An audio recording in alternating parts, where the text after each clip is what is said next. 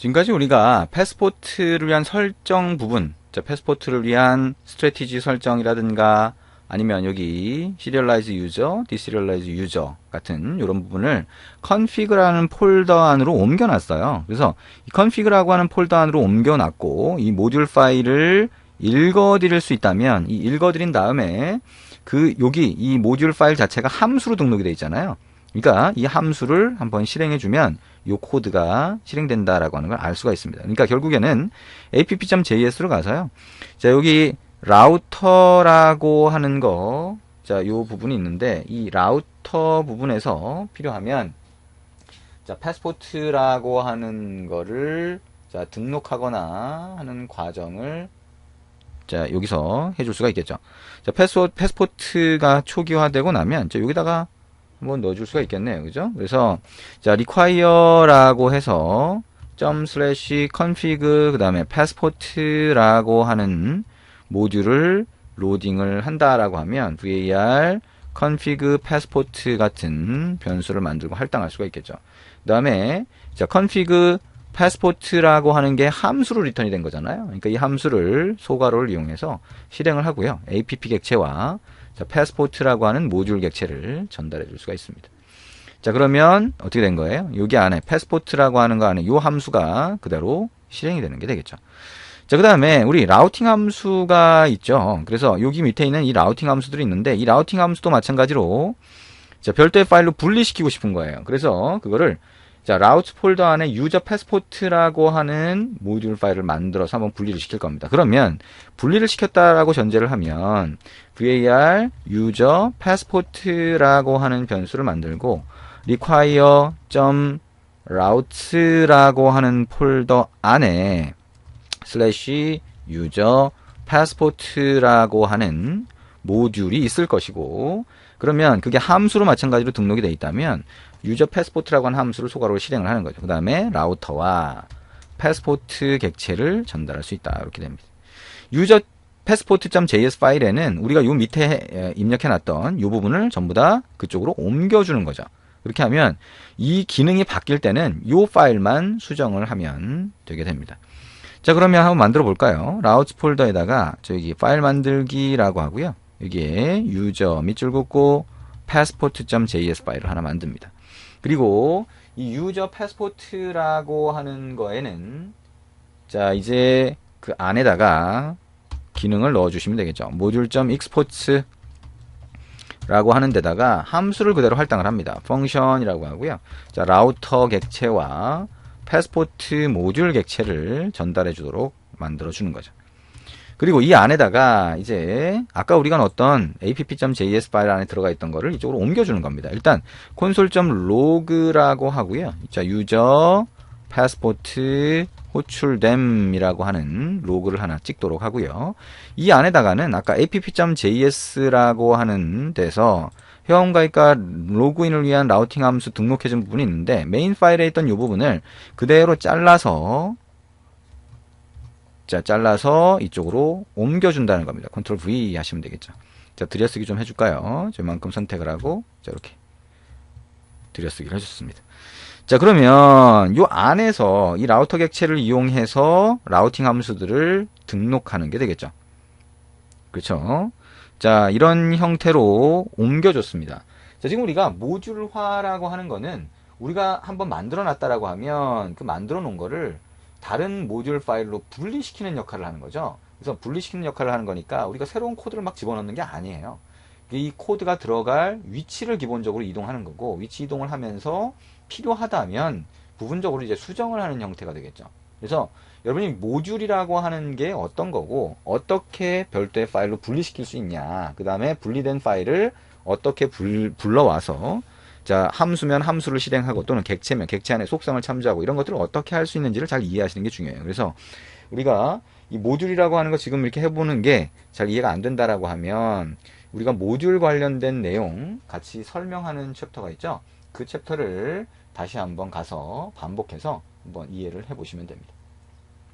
자, 여기까지 해서 자, 일단 app.js로 다시 가보면 자, user-passport.js 파일 안에 있던 모듈 내용을 가지고 와서 그죠? 불러와서 함수를 실행하는 것까지 이렇게 여기서 수정을 해주게 됩니다. 그래서 app.js에는 이제 패스포트와 관련된 거는 사실 많이 남지 않았어요. 그죠? 여기 초기화 해주는 건 있지만 처음에 로딩하는 것만 있고 나머지 코드들은 이제 다 이 안으로 들어가거나 또는 이 안으로 들어가거나 또는 스트래티지 관련된 거는 이쪽 안으로 들어간 거를 보실 수가 있는 거죠. 그래서 자, 패스포트 안에서 처리해야 될 기능이 변경되는 경우에는 모듈 파일 안에 있는 코드들을 수정을 해주시면 됩니다.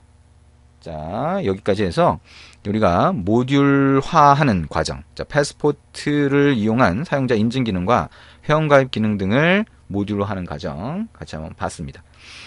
자, 그러면 여기까지 했으니까요. 이제 그 다음에 우리가 로컬 스트래티지가 아니라 자, 페이스북으로 로그인, 구글로 로그인 이런 기능을 한번 붙여볼 수가 있겠네요. 자, 페이스북으로 로그인하기라고 하는 이제 챕터로 넘어가게 되겠는데요. 자, 페이스북으로 로그인이라고 하는 거는 우리가 이제 요즘 사이트들 보면 사용자가 일일이 회원가입할 때 자기 정보 넣는 걸 굉장히 주저하잖아요. 그래서 훨씬 편하게 기능을 제공하기 위한 거다라고 하는 거 볼 수가 있습니다. 그래서 이 회원가입이나 또는 로그인 뭐 이런 것들 그 페이지에 보면 간단하게 페이스북으로 로그인, 구글로 로그인 이런 버튼만 하나 딱 만들어졌죠. 그래서 버튼을 누르면 우리가 로그인 하는 거를 페이스북 쪽으로 로그인을 합니다. 그러면 그 페이스북 쪽에서 로그인된 정보를 이용해서 이 사이트가 인정을 해주는 거죠. 그죠? 그래서 그거를 이 페이스북이나 이런 데서 처리하는 거를 오어스 인증이라고 합니다. 오어스 인증. 그래서 실제 인증이 발생하는 거, 그러니까 사용자를 확인하는 거는 페이스북 사이트에서 해주는 거예요. 그러니까 우리 사이트가 아니라, 우리가 만든 웹서버가 아니라. 그러면 이 사용자는 페이스북 계정만 있으면 우리 같은 사이트든 다른 사이트든 다 인증을 할 수가 있는 거죠. 그리고 그거를 가능하게 하려면 일단 우리 쪽으로, 자, 우리가 만든 웹서버 쪽으로 요청을 하겠죠. 그래서 로그인 요청을 하게 되면 우리가 그 로그인 요청에 따라서 페이스북 로그인을 다시 요청을 하게 돼요. 자, 이렇게 요청이 들어오면 페이스북 쪽으로 요청을 하는 거죠. 페이스북 서버 쪽으로 요청을 합니다. 그러면 페이스북이 로그인 화면을 만들어준 게 있어요. 우리가 만든 화면이 아니고요. 자, 그거를 우리가 사용자한테 보여줍니다. 그러면 사용자는 페이스북에서 만든 로그인 화면에다가 로그인을 하는 거예요. 그러면 이건 우리가 만든 게 아니잖아요. 그러니까 페이스북 서버에서 정상적으로 로그인 됐다 아니다라고 하는 거를 우리 쪽으로 전달해 줍니다. 그걸 우리가 콜백 함수로 받을 수가 있어요. 그리고 정상적으로 처리가 됐다라고 하면 우리는 그 다음 화면으로 넘어갈 수가 있는 거죠. 자, 이거를 오어스 인증이라고 합니다. 그래서 오어스 인증의 핵심은 우리 웹서버에서 인증을 하는 게 아니라 자, 페이스북 쪽에서 인증을 한다는 거예요. 그러니까 다른 사이트, 자, 기존의 사용자가 사용하고 있던 다른 사이트에서 인증을 하고 그 결과만 넘겨준다라고 하는 겁니다. 그래서 이 인증 토큰이든 이 인증 결과만 알려주기 때문에 사실상 우리 쪽에서 그 정보를 별도로 저장을 하거나 할 필요가 없을 수도 있고요. 별도로 저장을 한다고 하더라도 그 정보를 이용해서 인증하는 건 아니다 라고 보실 수가 있는 거죠. 자, 어쨌든 자, 이런 과정을 거치게 되고요. 그러다 보니까 이 사용자의 비밀번호나 이런 것들이 훨씬 더 안전하게 보관될 수 있습니다. 페이스북에만 있으면 되니까요. 물론 이제 페이스북 같은 역할을 누가 할 것이냐, 페이스북이 할 것이냐, 우리 웹서버가 할 것이냐, 이런 차이는 있겠죠. 자, 근데 이걸 하려고 그러면, 자, 페이스북에 뭔가가 있어야 되겠죠. 그죠? 그래서 페이스북하고 서버하고 연결을 하려고 하는데 페이스북 서버가 아무나 다 연결을 해주면 안 되잖아요. 그러니까 여러분이 페이스북 쪽에 이러이러한 목적으로 연결을 할 겁니다. 라고 하는 거를, 자, 페이스북의 개발자 사이트에서 등록을 하게 됩니다. 자, 이거는 여러분이 이제 페이스북 쪽에 관련해서 개발을 뭔가 하게 되면 그러면 자주 볼 수 있는 페이지예요. 그래서 페이스북 개발자 페이지고요. 그래서 여기서 애플리케이션 등록을 먼저 합니다. 그러니까 우리가 이런 기능을 만들 거예요 라고 해서 이 페이스북 쪽 서버 쪽으로 접속할 기능이 뭐다라고 하는 걸 등록을 하는 거죠. 그러면 책에 있는 대로 여러분이 한번 등록을 해보시면 되고요. 그 과정에서 앱 아이디와 앱 시크릿 정보 같은 게 나오게 됩니다. 자, 거기서 다 확인하실 수가 있어요. 정상적으로 다 등록이 되면 그걸 알려줘요. 그러면 그거를 어떻게 하냐? 자, 여기 config.js 파일 안에다가 자, 페이스북 땡땡 하고 자, 요런 정보를 넣습니다. 자, 지금 우리가 페이스북을 이용해서 사용자 인증을 하겠다라고 하는 이 과정은 패스포트 모듈에서 다 정한 거기 때문에 그대로 여러분이 따라 해보시면 돼요. 그래서 책에 설명 나와 있는 대로 그 다음에 책에서 제공하는 소스를 이용해서 직접 확인을 해보시면 되고요. 한번 확인을 해볼 때 지금 제가 설명하는 것처럼 일단 페이스북과 관련돼서는 config.js에 이 설정 정보를 넣어라 라고 하는 게 1차적인 거죠. 그래서 클라이언트 아이디와 시크릿 정보는 페이스북의 개발자 사이트에서 확인 가능하니까 그 정보를 넣으면 되고요. 값으로 넣으면 되고, 콜백 URL은 우리가 요쪽으로 자 페이스북 서버에서 정상적으로 인증이 됐는지 안 됐는지를 받겠다라고 하는 정보가 돼요. 자, 설정 정보를 넣고 나서 이제 passport.js 파일에 우리가 뭘 했어요? 스트래티지 등록을 했잖아요. 그 스트래티지를 여기다가 등록을 해줍니다. 그래서 passport.use라고 하고요. 페이스북이라고 하는 이름으로 해서 자 페이스북을 등록을 해요. 근데 여기 보면 페이스북이라고 하는 게 뭐예요? 별도 모듈로 또 돼 있어요. 그래서 여러분이 npm을 이용해서 자 페이스북이라고 하는 자 외부 모듈을 설치를 하고요. 그 다음에 페이스북을 위한 스트래티지를 패스포트 안에 facebook.js 파일을 만들고 그 안에다가 등록을 하시면 됩니다. 그러면 그 스트래티지를 이용해서 여기 passport.use의 두 번째 파라미터로 넣어줄 수가 있는 거죠. 자, 그래서 facebook.js 안에는 이렇게 스트래티지 파일이 만들어집니다. 이 코드도 사실상 여러분이 그 패스포트 모듈에 정해진 그대로 쓰기 때문에 이런 형태로 하면 되는구나. 그래서 정상적으로 페이스북에서 전달이 되는 경우, 그러니까 인증이 되는 경우에 어떻게 처리하겠다라고 하는 내용들을 이 안에서 넣게 됩니다. 자, 그래서 facebook.js 파일 안에 자, 어떻게 되는지를 보시면 되죠. 그래서 유저 모델은 뭐예요? 우리 서버의 데이터베이스를 얘기하는 거고, 몽고디비 데이터베이스를 얘기하는 거고, 그 안에다가 정상적으로 인증이 되는 경우에는 자, 패스워드는 없죠. 패스워드는 없는데 자, 정상적으로 인증되는 경우에 사용자 이름과 이메일 정도는 여기다가 넣을 수가 있는 거죠. 여기다 넣고요. 그 다음에 거기에 우리가 페이스북으로 로그인할 수도 있고 구글로 로그인할 수도 있기 때문에 자, 데이터베이스 스키마에다가 프로바이더하고 페이스북 뭐 이런 자, 인증 결과에 대한 정보가 되겠죠. 이런 것들을 더 저장할 수 있도록 스키마를 변경을 합니다. 책에 보시면 우리가 유저 스키마를 또 변경한 거를 보실 수가 있을 겁니다. 그거를 같이 변경해 주시면 됩니다. 그래서 정상적으로 인증됐을 때 자, 이렇게 처리를 하게 되는 거고요. 자, 요 좀 전에 얘기한 스키마 변경하는 거는 이렇게 해서 프로바이더하고 어스 토큰, 뭐 페이스북 이런 것들 추가를 해주시면 됩니다. 패스포트 가운데 줄 긋고 페이스북이라고 하는 외장 모듈 설치하는 것도 잊지 말고 해야 처리가 되겠죠. 자, 라우팅 함수는요. 자, 요 두 가지 한번 봅니다. 자, 요거는 뭐예요? 우리가 자, 사용자가 웹페이지에서 페이스북으로 로그인 버튼을 눌렀을 때 요게 요청되도록 하시면 됩니다. 그래서 자, 요런 식으로 집어넣어 주시면 되고요. 그 다음에 자, 만약에 페이스북 서버로 요청을 했는데 인증 결과가 넘어온다라고 하면 자, 요런 식으로 넣어주시면 되는 거죠. 아까 페이스북 하면 페이스북 스트래티지 우리가 등록한 쪽으로 해서 그 결과가 넘어갈 테니까 정상적으로 됐는지 안 됐는지 확인이 될 거고 필요한 정보는 데이터베이스에 저장하시면 되겠죠.